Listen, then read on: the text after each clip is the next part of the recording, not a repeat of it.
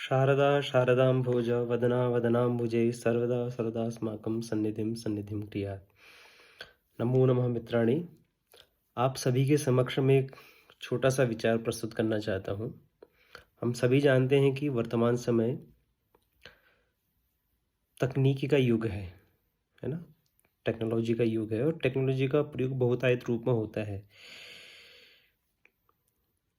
शहरों में तो अब लगभग हर चीज़ में टेक्नोलॉजी का प्रयोग होने लगा है। और एक बहुत महत्वपूर्ण विषय ये है कि क्या प्राचीन भारत में टेक्नोलॉजी थी या नहीं थी? और आखिर क्यों आज तकनीकी के मामले में या तकनीकी को सृजित करने के मामले में भारतवर्ष थोड़ा पीछे है। हम लोग प्रयोग तो तकनीकी का बहुत करते हैं, लेकिन हम नई तकनीकी को बहुत ज़्यादा आविष्कृत नहीं कर पा रहे हैं। इसका कारण क्या है?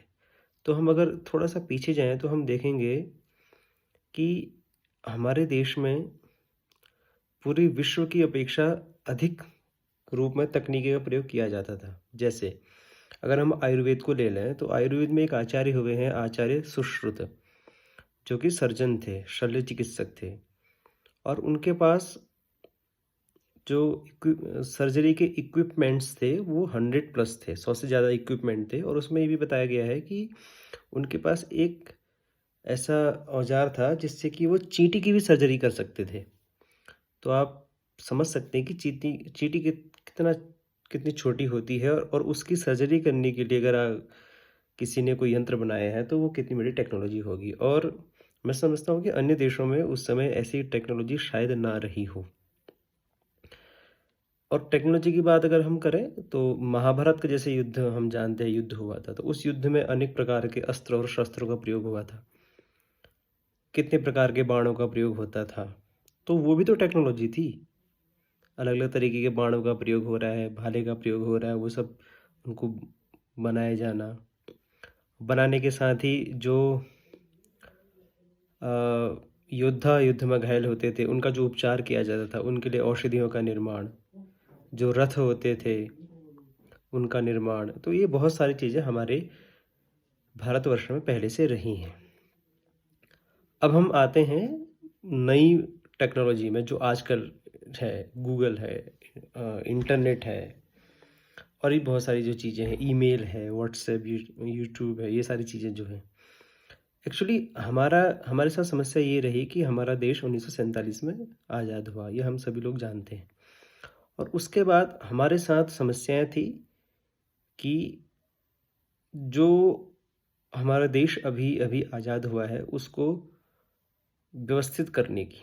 हम जानते हैं कि 14 अगस्त को जो विभाजन विभीषिका स्मृति दिवस अब मनाया जा रहा है, तब क्या हुआ था, किस प्रकार से बॉर्डर पार से बॉर्डर पार लोगों को मारा गया था, ट्रेन में किस प्रकार से हत्याएं हुई थी। तो वो दिवस आप याद कीजिए कि वह क्या क्षण रहा होगा लोगों के जीवन में। और उसके बाद धीरे धीरे उन लोगों को भारतवर्ष में बसाना, उनके लिए रहने की व्यवस्था करना, उनके लिए भोजन की व्यवस्था करना, सब कुछ करना था।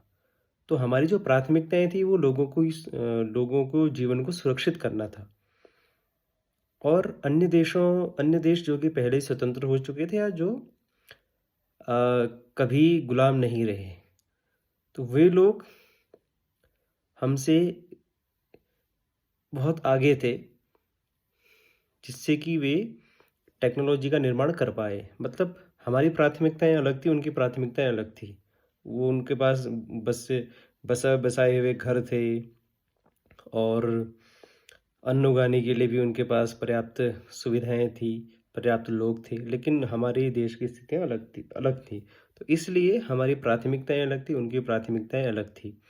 तो हमारा देश धीरे धीरे प्रगति पथ पर आगे बढ़ा। इस वजह से हम टेक्नोलॉजी के मामले में पिछड़ गए, मुझे ऐसा प्रतीत होता है।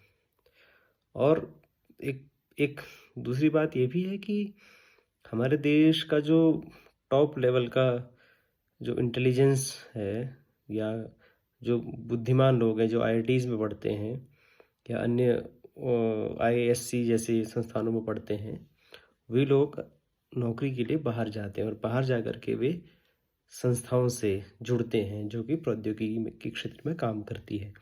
हमारे देश में DRDO है, इसरो है और ये संस्थाएँ बहुत अच्छा काम कर रही हैं। ये संस्थाएँ बहुत आगे इसलिए भी नहीं भी बढ़ पाई क्योंकि इनको पर्याप्त सुविधाएँ, पर्याप्त फंड्स संभवतः पुरानी गवर्नमेंट्स के द्वारा नहीं दिए गए। उसके नहीं देने के भी कारण रहे हैं क्योंकि उतनी जितना हमारे पास फंड्स उपलब्ध थे उसमें हमें देश के जो अन्य क्षेत्र हैं उनको भी देखना था, उनकी प्रगति को भी देखना था। तो इसलिए कहने का तात्पर्य ये है कि हम सभी लोगों को अपने प्राचीन भारतीय समाज और संस्कृति पर गर्व होना चाहिए कि हमारे संस्कृति में पूर्ण रूप से तकनीकी का प्रयोग किया जाता था और वह तकनीकी केवल और केवल भारतवर्ष में ही थी। ठीक है? और वर्तमान समय में हमारा देश बहुत प्रगति कर रहा है तकनीकी के मामले में। हम पिछड़ गए थे उसके कारण मैंने आपको बताए, वो बहुत सारे कारण हैं। इसलिए हमें खुद को गौरवान्वित और सौभाग्यशाली कहना चाहिए कि हम लोग ऐसे भारतवर्ष में जन्म लिए हैं जो कि जिसका इतिहास बहुत पुराना है और बहुत ही गौरवान्वित करने वाला है।